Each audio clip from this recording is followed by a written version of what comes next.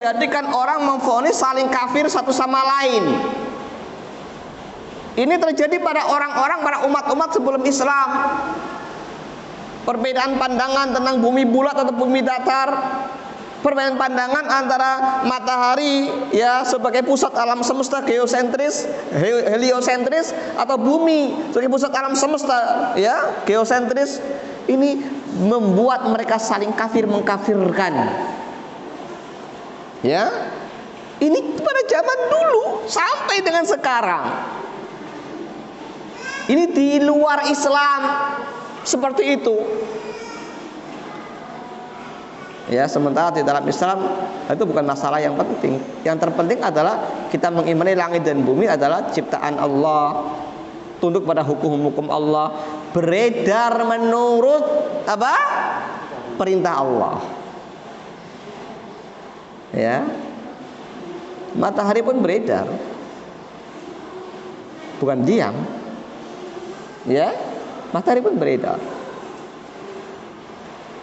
Bumi, matahari semua beredar, tidak diam pada tempatnya. Ya, nah itu. Dalam Al-Quran, ya masing-masing kadang-kadang kalau zaman sekarang ini orang Islam masing-masing membawa dalil dari Al-Quran dan membawa fatwa-fatwa dari para ulama. Karena orang Islam pun sama, yang mengatakan bumi bulat pakai dalil dari Quran, pakai qaulnya para ulama. Ya, yang mengatakan bumi datar bawa dalil dari Quran, pakai membawa qaulnya para ulama. Dan dibenturkan. Islam ataupun Rasulullah melarang perdebatan semacam ini. Kita tidak disuruh berdebat tentang Al-Quran. Dan ulama pun tidak boleh dibentur-benturkan pendapat mereka. Maka kita wajib apa? Kita wajib untuk menghentikan perdebatan yang tidak ada gunanya, yang ujung-ujungnya saling mengkafirkan satu sama lain. Yang mengatakan bumi itu bulat misalnya, ya ngecek mencemooh orang yang mengatakan bumi datar. Yang mengatakan bumi datar mengkafirkan orang yang mengatakan bumi bulat. Nah, apakah itu pernah terjadi pada zaman Rasulullah dan para sahabatnya? Tidak. Sudah, berhentilah dari pembahasan yang nggak ada pentingnya itu. Ya, di tempat apa di Arab Saudi misalnya nggak ada orang ramai membahas kayak gitu, tidak. Karena yang terpenting pembahasan masalah akidah, keimanan kita pada Allah. Siapapun yang meyakini apakah globe earth atau kan flat earth, yang penting apa?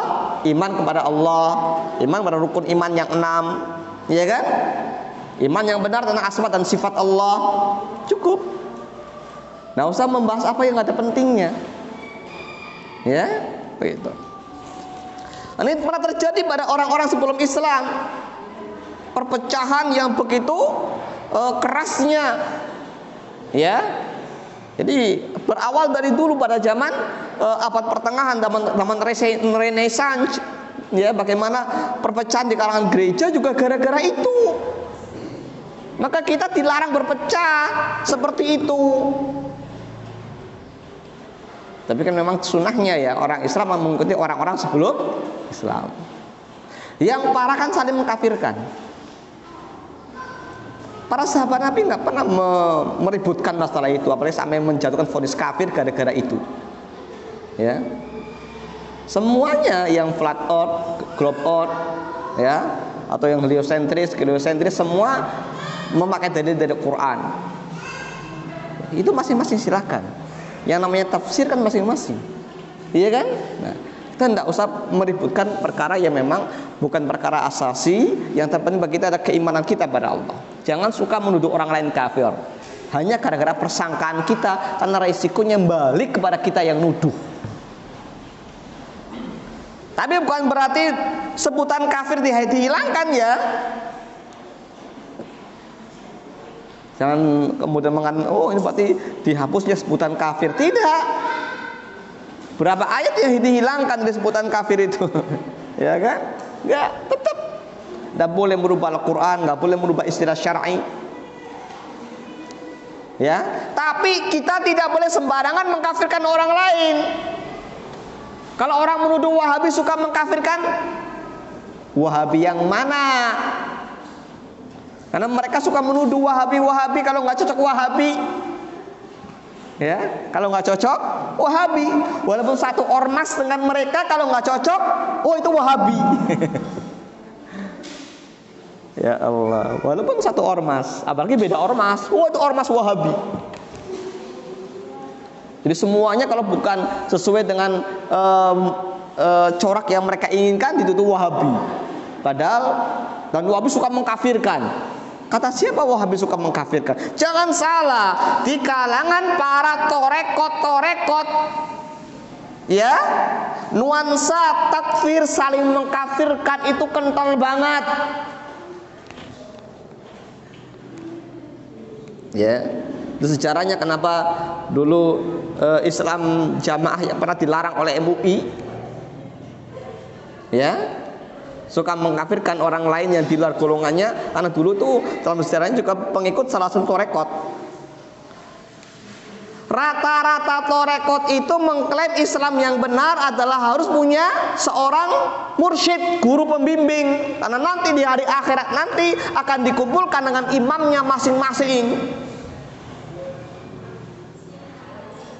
Setiap orang akan dikumpulkan bersama imamnya masing-masing. Kalau tidak punya imam, mau kumpul sama siapa? Ini ditafsirkan dengan apa? Dengan syekh mursyidnya. Maka yang pertama kali membuat bid'ah baiat, ya, adalah tarekat sufi. Tarekat sufi. Adapun para harokiyun seperti Ikhwanul Muslimin ataupun yang lain-lain, mereka kemudian menerapkan sistem baiat, ya, karena mengikuti Ikhwanul Muslimin, mengikuti tarekat sufi. Karena Hasan al-Banna dulu mengikut tarekat Hasofiyah, ya, itu. Sehingga ketika baiat itu memang rata-rata dari kalangan sufi. Maka pernah kan Imam Suyuti didatangi tentang masalah orang yang berbaiat pada syekh mursyid, gimana hukumnya? Batal baiatnya, karena nggak ada baiat pada imam tarekat tertentu. Baiat ya kepada pemimpin negara yang sah, ya, bukan kepada tarekat-tarekat tertentu, ya. Nah, dengan baiat itu Islamnya sah menurut mereka. Kalau nggak baiat pada imamnya, dianggap tidak sah. Nuansa saling mengkafirkan ini ada sejak dulu di kalangan beberapa, bahkan mayoritas tarekat. Ini yang terjadi. Ya, jadi jangan kemudian menganggap oh masa ada orang Islam yang dari kelompok mereka yang tidak mengkafirkan, justru banyak. Tapi mereka menafikan itu. Ya, kalau orang mendalami tarekat beda lagi nanti. Karena ketika orang sudah baiat kepada seorang syekh mursyid, maka dia harus tunduk pada syekh mursyidnya apapun yang diinginkannya. Seperti itu. Nuansa saling mengkafirkan ada di antara mereka. Apakah mereka juga Wahabi? Apakah tarekat itu juga disebut Wahabi? Ya Allah. Ya, begitu. Jadi banyak sekali, ya, di antara mereka nuansa takfir saling mengkafirkan banyak. Walaupun tidak semua pengikut tarekat memahami itu. Kalau pengikut tarekat yang memang fanatik pada tarekatnya, betul, diterapkan itu prinsip. Kalau bukan tarekatnya berarti kafir. Tapi kalau yang tidak fanatik ataupun tidak terlalu mendalami, biasanya enggak. Ya, itu. Nah, yang pertama yang memang membuat bid'ah baiat kepada selain pemimpin negara yang sah adalah tarekat. Harus wajib berbaiat pada syekh mursyidnya. Ini kan diikuti oleh kaum pergerakan. Pergerakan sama seperti itu.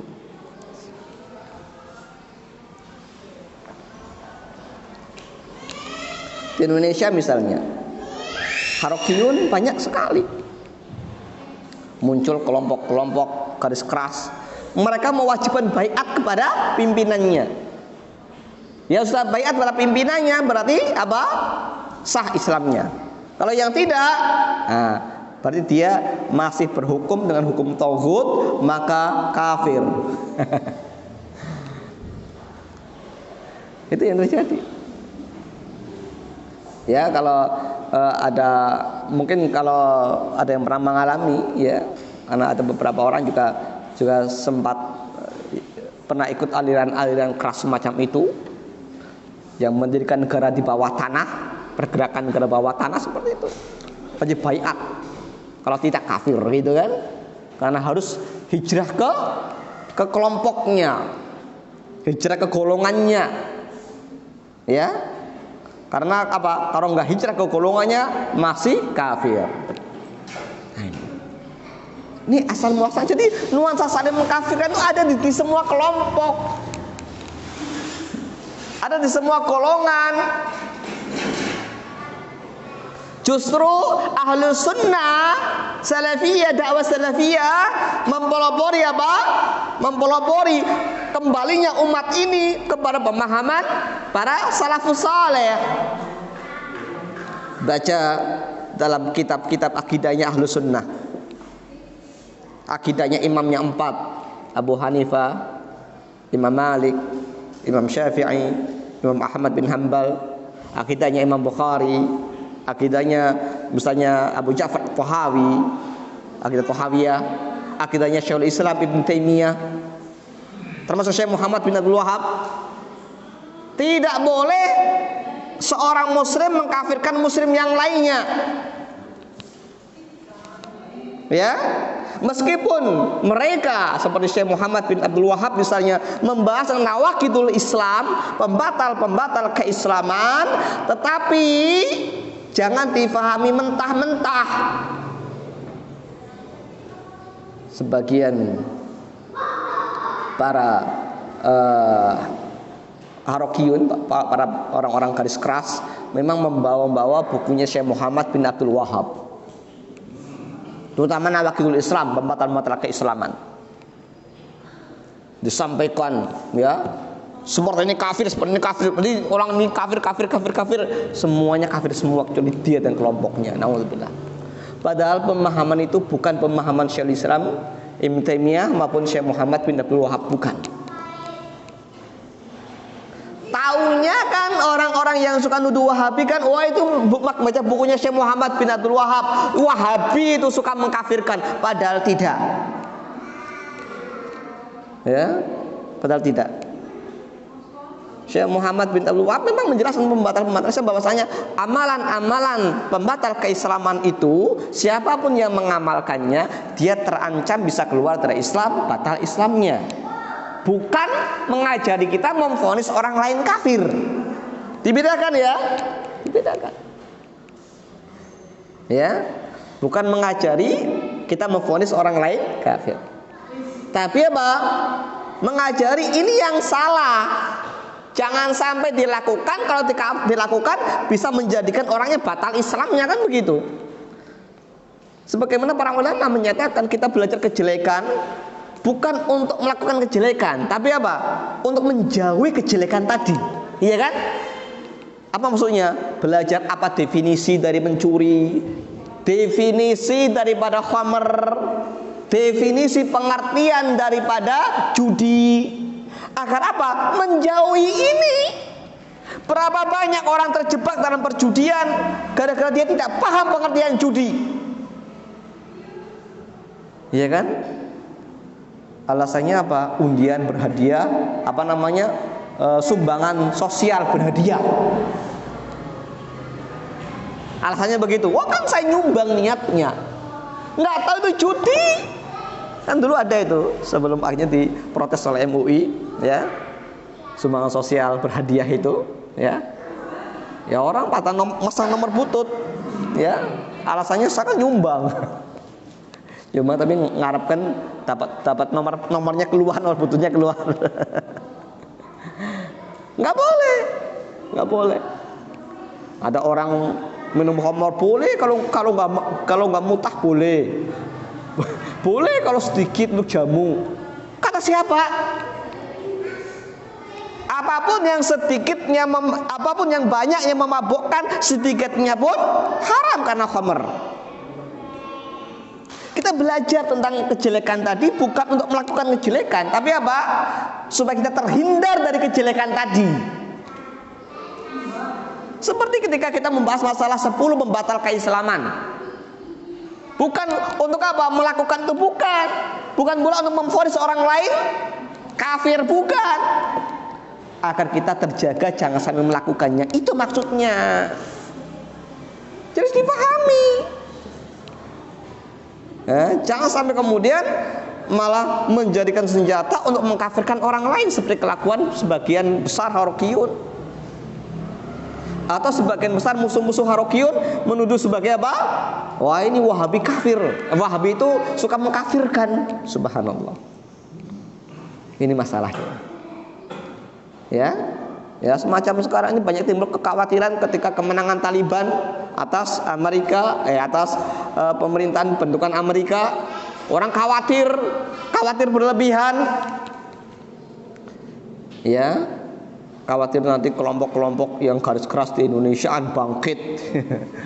Lalu muncul penangkapan teroris digencarkan. Ya.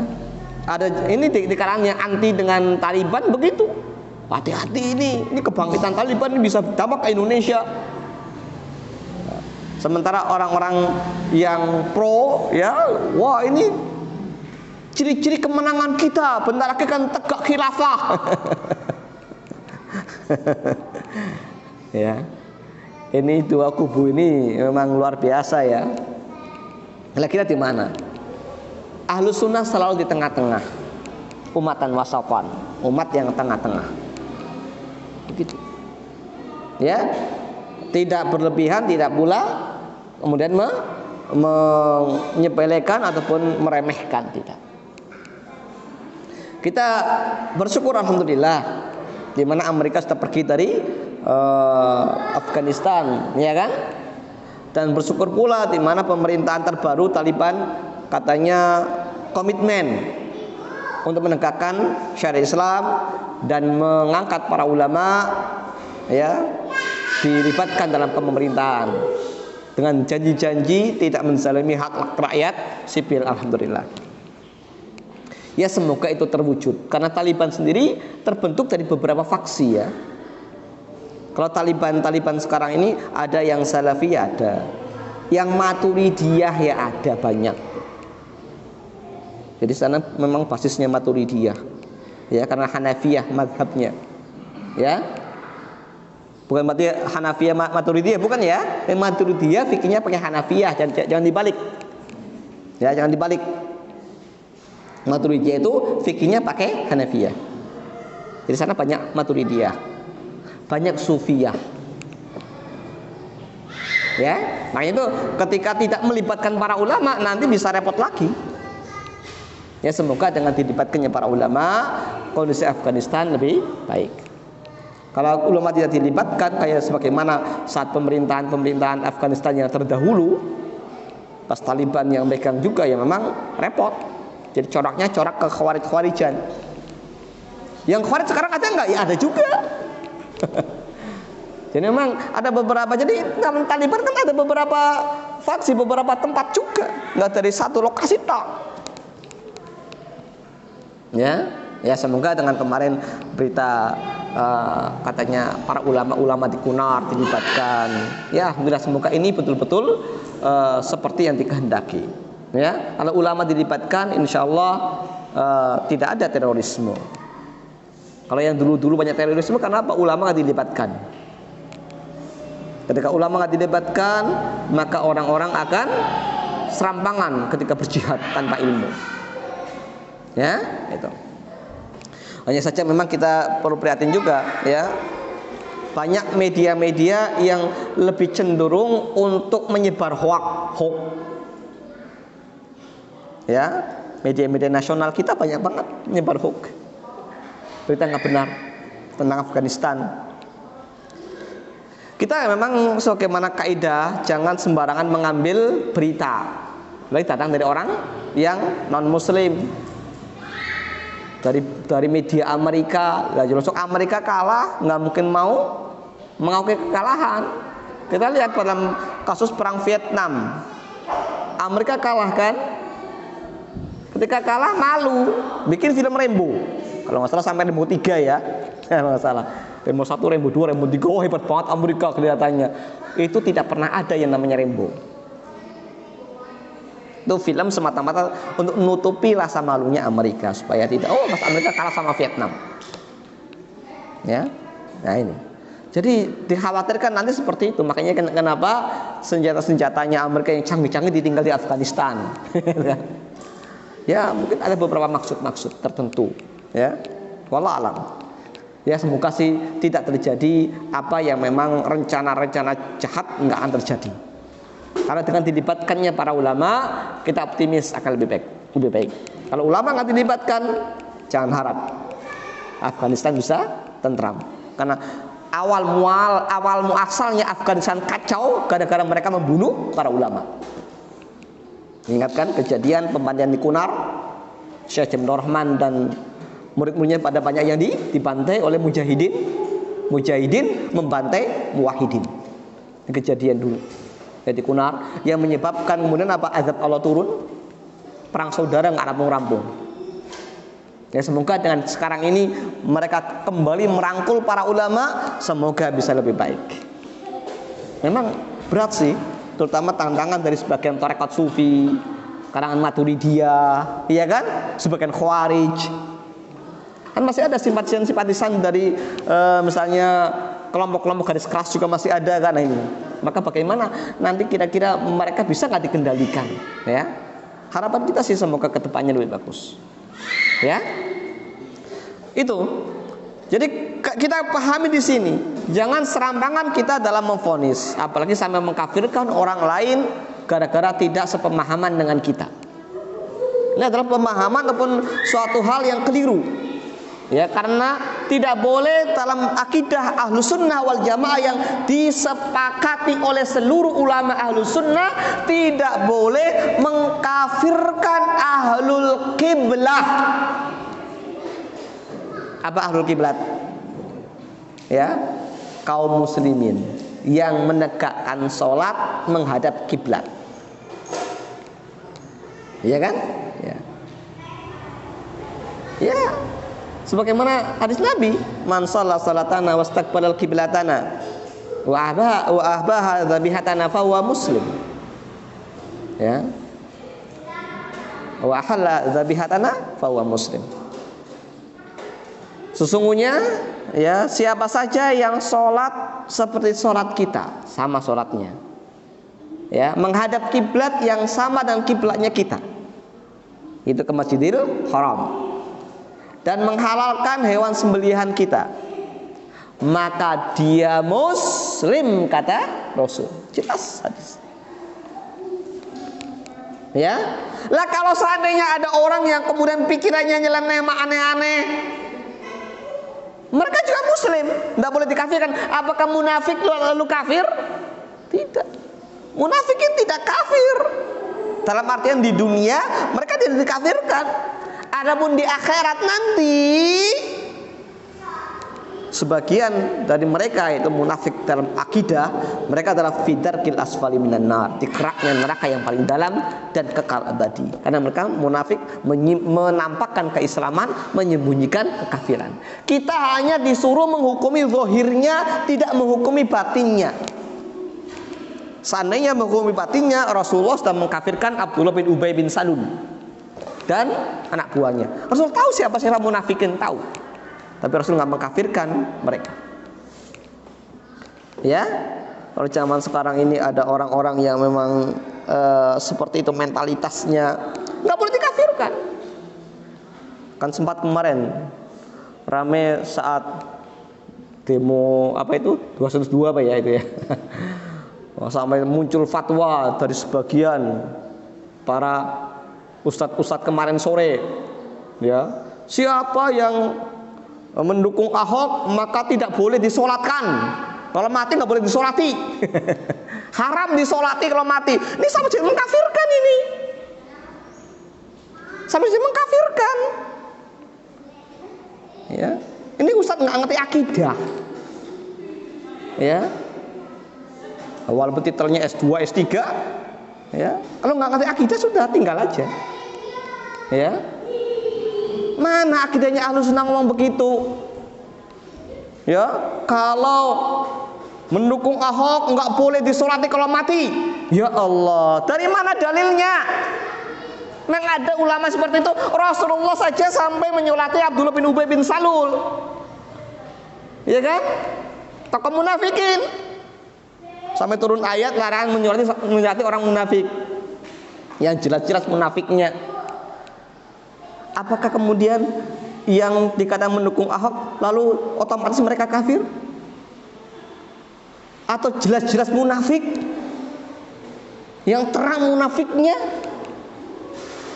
Kalau jelas-jelas munafik, yang terang munafiknya seterang matahari, dan kita bisa mempertanggungjawabkan ucapan kita, silahkan.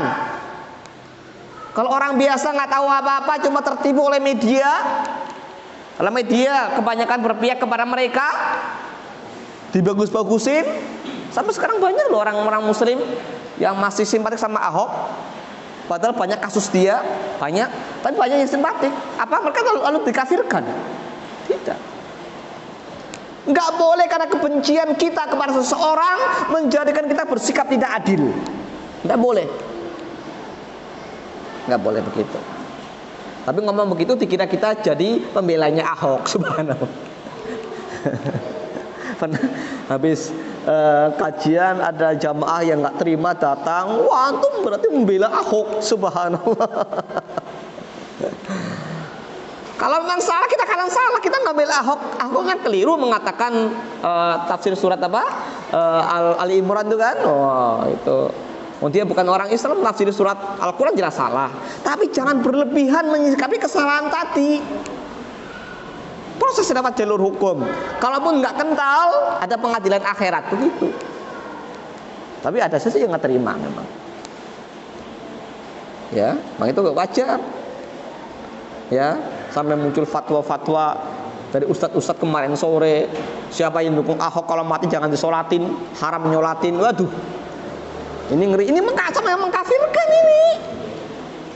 Sejahat-jahatnya orang yang masih beragama Islam harus tetap disolatin kalau mati, kecuali sudah keluar dari Islam. Iya kan? Walaupun nanti tokoh-tokoh agama, para alim ulama, tokoh masyarakat dihimbau tidak nyolatin sebagai sanksi sosial, tapi tetap harus ada yang nyolatin. Karena apa? Sholat jenazah hukumnya wajib kifayah. Jangan seperti itu mestinya, ya. Nggak boleh berlebihan semacam itu. Kebanyakan orang pada ngawur-ngawur, ya. Ketika karena nggak suka dengan seseorang lalu memvonis sembarangan. Jangan sampai seperti itu.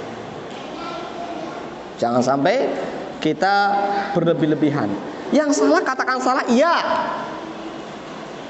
Ya, yang benar kita bela, iya. Tapi jangan berlebihan sampai mengkafirkan segala, atau kata-kata yang sejenis dengan takfir. Betapa sakit hatinya orang ketika dibilang, oh dia nggak boleh disolatin kalau mati, kan seharusnya mengkafirkan. Kalau antum yang dikatakan seperti itu, kira-kira terima apa tidak? Apakah membela Ahok lalu jadi kafir? Oh ada ayatnya. Memang kalau pembatal keislaman secara otomatis orangnya kafir? Kan tidak. Iya kan? Tidak. Ada syarat-syaratnya, ada penghalang-penghalangnya. Ya, tadi terapkan belum? Tadi pahami belum? Maka dikatakan di sini lebih baik salah dalam menghukumi orang, ya, tidak mengkafirkan atau tidak mengatakan munafik, lebih baik salah daripada kemudian asal-asalan memvonis orang kafir atau munafik. Ya, karena ketika kita ada si fulan kafir misalnya, seperti kisahnya bagaimana Al-Hajjaj, ya, Al-Hajjaj bin Yusuf, banyak ulama yang mengkafirkan dia. Tapi banyak ulama yang tidak mengkafirkannya. Bahkan Abdullah bin Umar masih sholat di belakangnya. Andai kata salah lebih baik daripada sembrono mengkafirkan orang. Ya, karena apa? Husnudzonnya, berbaik sangkanya. Oh, dia mungkin karena belum paham. Ya kan? Emang orang-orang ya seperti mereka sudah sering ngaji, sudah paham, sudah dikasih tahu dalilnya, kan belum kan? Nah, belum. Ya makanya jangan kemudian malah seperti itu. Doakan saja, semoga mereka sadar kembali kepada kebenaran. Syukur-syukur punya sadar bisa masuk Islam, kan begitu kan? Selesai. Jadi nggak usah terlalu berlebihan menebar kebencian. Jangan terlalu berlebihan menebar kebencian. Lah mereka dituduh Wahabi, itu Wahabi ini. Ya, masya Allah ya, ada yang seperti itu. Padahal masih sama-sama satu ormas, tapi dituduh Wahabi. Ya itu terserah mereka lah, itu urusan mereka. Yang jelas prinsip kita tidak boleh saling mengkafirkan, sekalipun sifatnya, perilakunya seperti Abdullah bin Ubay bin Salul. Iya kan? Perilakunya. Minimal orang-orang yang masih mendukung Ahok kemarin, ya, mereka belum seperti Abdullah bin Ubay bin Salul. Iya kan? Sehingga belum pantas dikafirkan dan nggak boleh dikafirkan. Nggak boleh dikafirkan. Walaupun tidak boleh pula kita mengatakan benar, ya kan? Karena itu keliru. Wong salah harus ngomong salah. Jangan sampai salah kita belani terus, ini keliru. Emang harusnya kayak gitu. Sikap Ahlus Sunnah di situ tengah-tengah, adil, objektif, jangan subjektif. Ya, itu. Yang terpenting jangan sembarangan memvonis kafir, mengatakan orang lain kafir, jangan sampai sembarangan. Ingat, resikonya balik kepada diri kita, naudzubillah. Ya, jangan sampai seperti itu. Udah, mendingan sekarang ini belajar aja yang benar, ngaji yang benar. Itu kan? Singkirkan hawa nafsu, singkirkan emosi. Ya, ilmu kita belum seberapa. Lebih baik kita ngaji aja dah, ngaji yang benar, ibadah yang benar. Lah kalau orang yang baik nggak bersikap mengambil tindakan, nanti orang yang jelek merajalela. Ya, lalu membawakan fatwa sebagian ulama mengatakan apa? Mengatakan bahwasanya orang yang diam adalah syaitonul abkam, setan yang bisu. Kita nggak pernah diam kok, tapi kita nggak pernah mengatakan perkataan yang semacam itu, suka mengkafirkan dan sebagainya, tidak. Kalau salah kita katakan salah, ya. Kalau benar kita katakan benar. Tetapi tidak kemudian mengedepankan emosi, iya kan? Bersikaplah yang objektif dan sesuai jalur dan prosedur. Jangan sampai sembarangan ketika kita itu memberikan sebuah vonis semacam itu. Mereka juga masih saudara kita kok. Ya, harus kita rangkul, harus kita dakwai. Kalau mereka didakwai paham ilmu, kan mereka berbeda sikapnya. Betapa banyak pembenci dakwah, mereka mendapat hidayah setelah mengerti isi dakwah. Berapa banyak pembenci Islam, mereka masuk Islam setelah mengerti apa itu Islam. Ini fakta. Ya, tapi kalau kita memusuhi mereka, kapan mereka ngerti Islam? Kapan mereka ngerti dakwah sunnah? Maka jangan sembarang kita memvonis. Mereka masih muslim.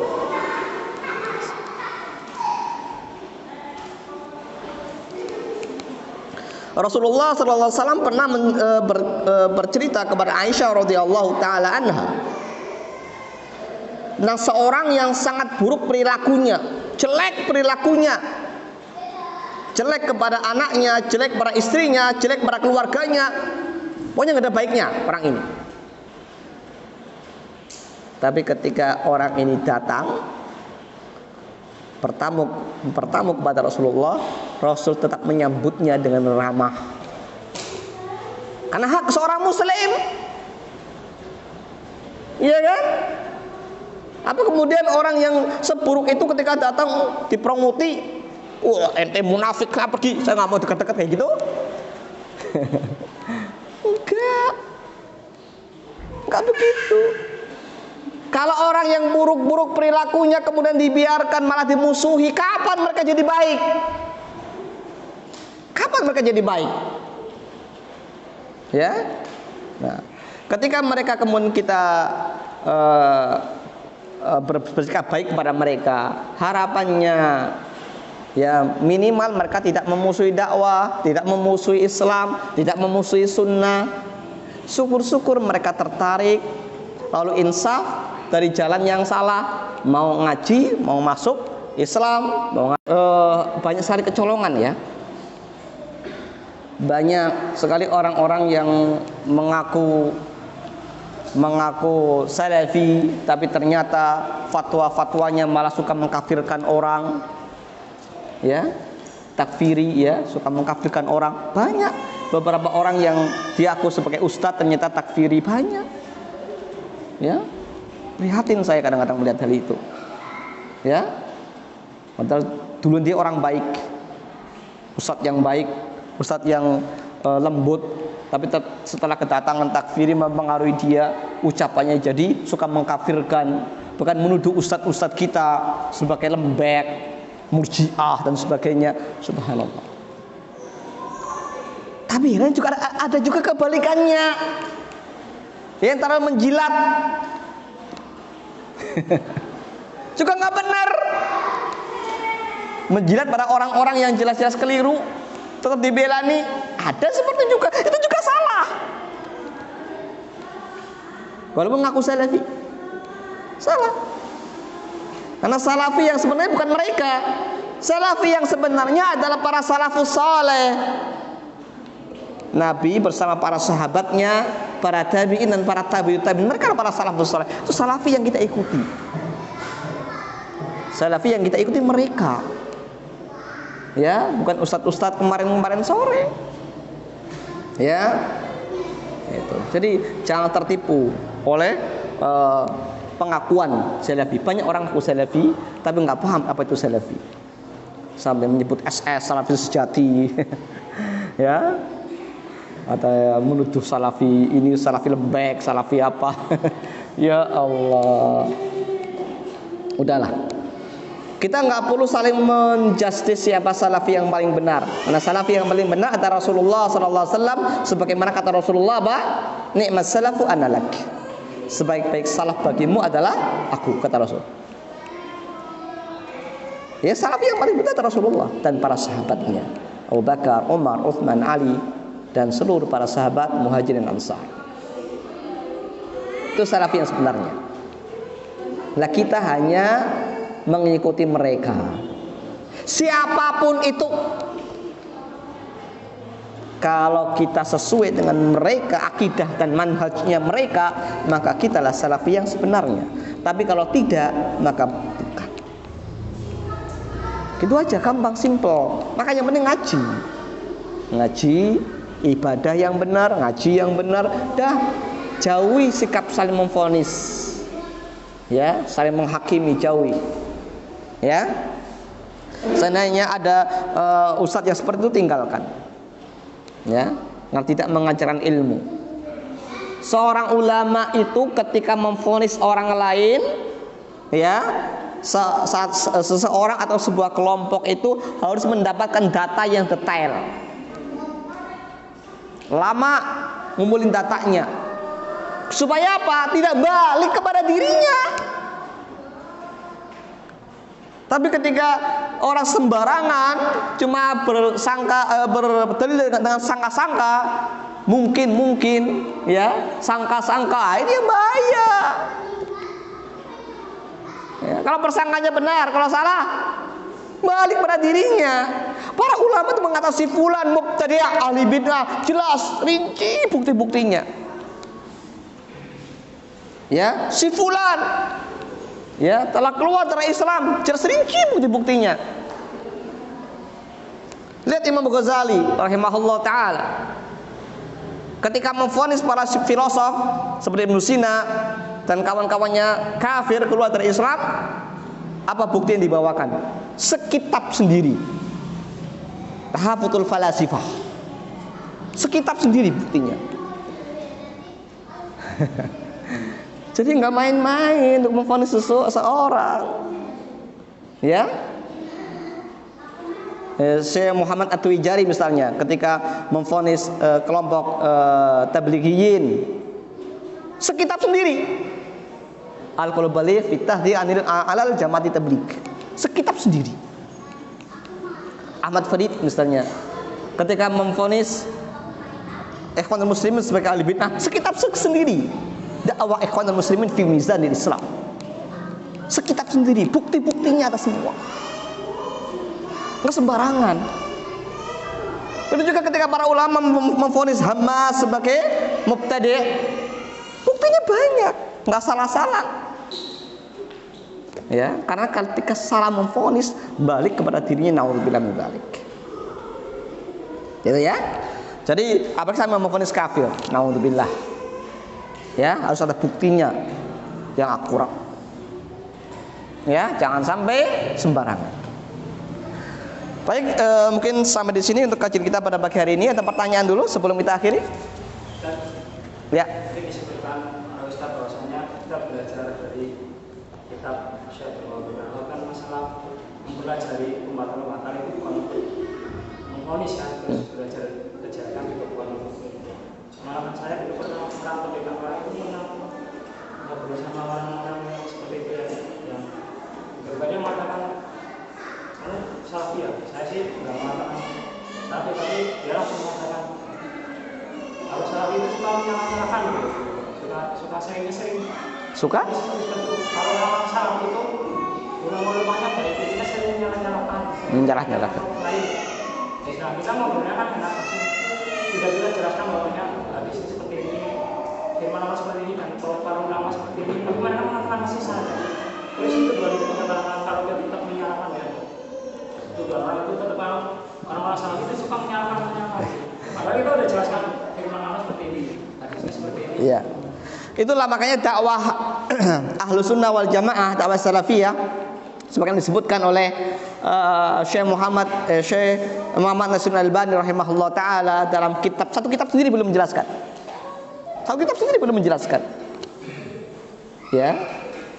Pilar dakwah salafiyah ada dua, at-tasfiyah dan tarbiyah. Kalau mentarbiyah sebelum mendidik mentarbiyah tanpa ditasfiyah, dibersihkan dari kesalahan, ini bisa membahayakan. Ya kan?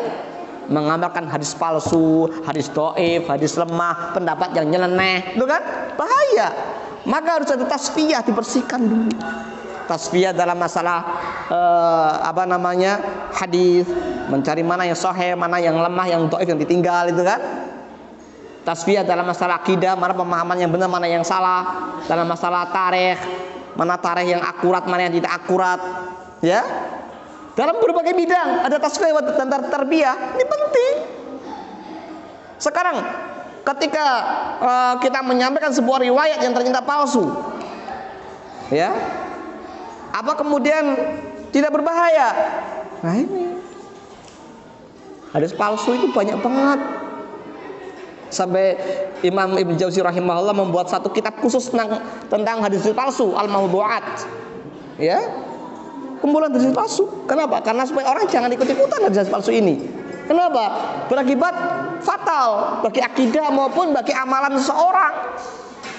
Lah kalau kita tidak menjelaskan, berarti apa? Kita meridhoi pemalsu hadis, membela para pemalsu hadis, atau membela para perusak-perusak Islam. Ini masalahnya.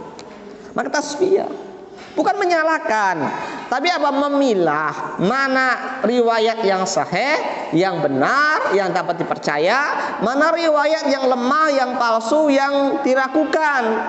Dipilih. Kenapa?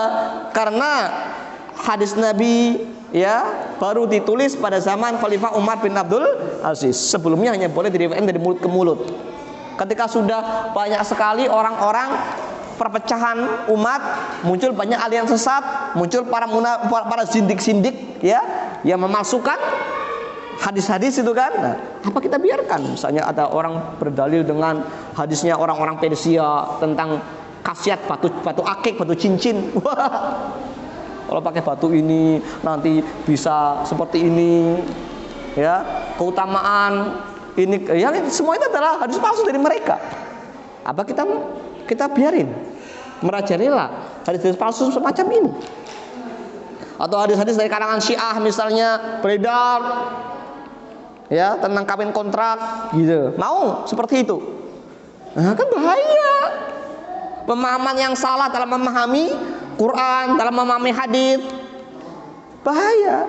Makanya bukannya menyalahkan, tapi memilah-milih mana yang memang riwayat yang benar, kisah yang benar, tafsir yang benar, dan mana yang menyimpang, ya, dengan berbagai bukti-bukti yang ada.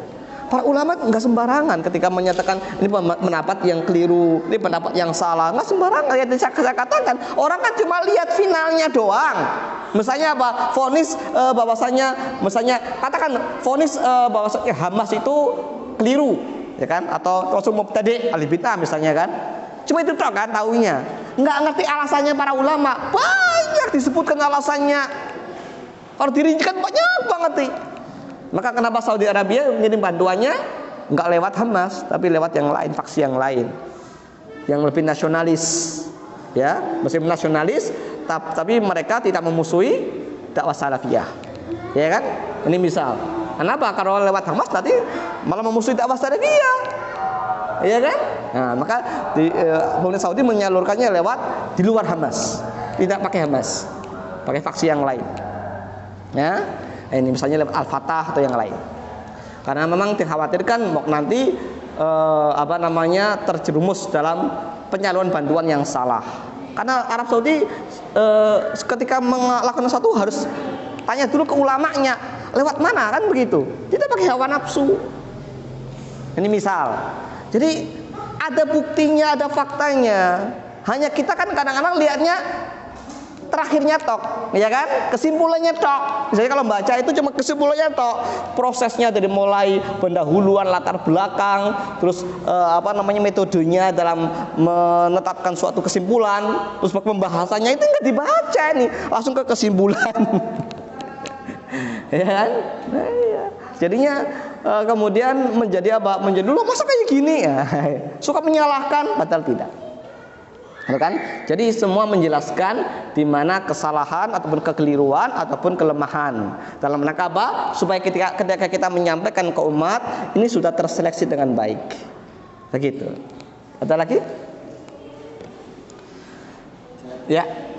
Bagaimana seseorang dikatakan munafik atau mungkin belum sampai ilmunya atau orang bodoh, seseorang itu menjalankan sholat lima waktu, tapi dia masih kental banget dengan acara-acara istiadat yang jelas-jelas itu menyimpang dan sebagainya.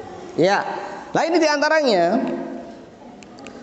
banyak orang-orang yang melakukan rajin sholat, tapi ketika disuruh melakukan hal-hal yang menyimpang dari syariat, ziarah ngalap berkah ke kuburan, sedekah bumi, sedekah laut dan sebagainya, masih kental juga. Sholatnya iya, bahkan sempat ada dulu ya saat khotbah menyampaikan tentang keutamaan sedekah laut gitu kan. Masya Allah. Karena kejahilannya, kebodohannya, kita lebih baik salah dalam tidak memvonis daripada kita memvonis tapi salah. Gitu ya. Nah, jadi kita kan mereka tuh masih jahil, masih belum ngerti ilmu. Apa boleh kita katakan munafik? Jangan buru-buru. Mereka tidak tampak permusuhannya pada Islam. Kalau munafik itu tampak sekali permusuhannya pada Islam. Menyembunyikan kebenciannya pada Islam, tapi ketika ada kesempatan mereka menyerang Islam. Nah, ini namanya munafik. Ya. Tetapi ketika mereka masih jahil, masih belum ngerti ilmunya, walaupun dia ngakunya seorang penceramah. Sekarang kan zaman banyak para khutbah, para penceramah, tapi sedikitnya para ulama. Maka jangan langsung kita memvonis, oh si fulan munafik, nggak boleh. Kita katakan si fulan masih belum ngerti ilmu, masih jahil. Ya, betapa banyak kalau kita langsung memvonis munafik, kafir, berapa banyak orang yang kita vonis. Jadi secara umum harus orang yang demikian dia telah memiliki sifat munafik, misalnya kan ada dalilnya, misalnya kita katakan. Tapi untuk memvonis orang per orang tidak. Kan kita lihat orangnya dia semangat kok untuk keislaman, aktivitas Islamnya semangat, sholat taraweh, malah dia jadi imamnya, khotbah di mana-mana, tapi masih ritual-ritual kejawen misalnya masih juga dijalankan misalnya. Karena kejahilan, kebodohan, karena nggak ngerti, ya kan? Tapi kan sekarang sudah banyak ilmu, ya kalau mereka mau mendengarkan, sudah di-cut oleh sananya, hati-hati, jangan dengerin pengajian Wahabi. Akhirnya apa? Nggak sampai ilmu kepada mereka karena terhalang. Sehingga kita tidak boleh sembarangan dalam memvonis. Ya kita kata mereka masih jahil, itu aja. Tapi jangan sampai memvonis munafik. Lebih baik salah dalam tidak memvonis daripada memvonis tapi salah. Begitu ya. Itu yang paling penting situ kaidahnya ya. Ada lagi? Baik, ini dulu karena waktu sudah siang. Wassallallahu ala nabiyina Muhammadin wa akhiru da'wana alhamdulillahirabbil alamin. Assalamualaikum warahmatullahi wabarakatuh.